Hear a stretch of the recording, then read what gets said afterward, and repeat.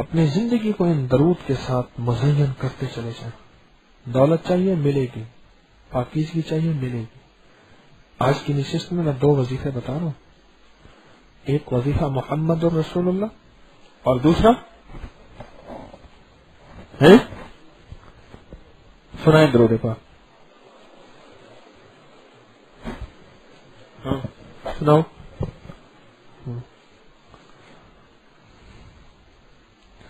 اللهم صل على محمد عبدك ورسولك وصل على المؤمنين والمؤمنات والمسلمين والمسلمات. یہ درود پاک. اس درود پاک میں دولت ہے اور اس 35 دفعہ میں حفاظت ہے. اس درود پاک میں عزت ہے. اس 35 دفعہ پڑھنے میں 35 دفعہ سے مراد محمد الرسول اللہ، احمد الرسول اللہ. احمد نہیں ہے، احمد احمد احمد. میں عربی نہیں جانتا، میں تو اردو نہیں بول سکتا، لیکن یہ احمد ہے، احمد نہیں ہے.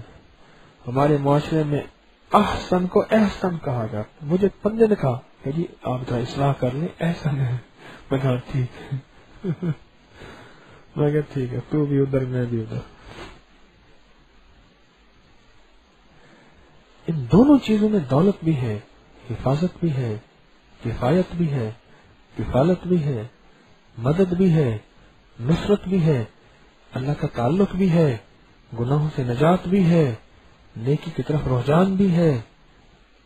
نفس اور شیطان کے چال ان کا توڑ بھی ہے. ان دونوں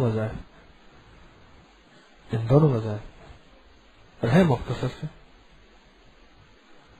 اس کا اڈا ختم، اس کی بیٹیوں کی شادی، اس کی بہنوں کی شادی، اس کے من میں پاکیزگی، اس کے گھر میں پاکیزگی. اس کو عزت ملی حلال، اس کو دولت ملی طیب، اس کو شہرت ملی عرشی.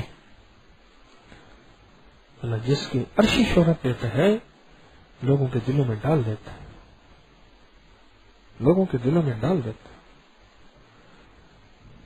پھر لوگوں کے دلوں میں اس کی محبت ڈال دیتا ہے، اس کی جانثاری ڈال دیتا ہے. اس کو دیکھنے سے چین ملتا ہے، اس کو نہ دیکھنے سے بے چینی بڑھ جاتی ہے. یہ سمجھ لو عرشی عزت ہے جو اللہ نے دلوں میں ڈال دی ہے، جو اس کی عطا اور شفقت ہے. اس درود پاک سے یہ نعمت ملتی ہے.